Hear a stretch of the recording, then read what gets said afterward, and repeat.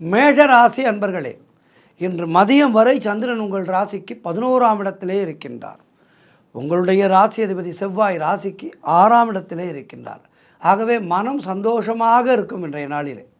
அலுவலகத்திலே உங்களுக்கு புதிய பொறுப்புகள் கொடுப்பார்கள், வேலை பளுவை ஏற்படுத்தும் என்றாலும் சந்தோஷமாக செய்வீர்கள்.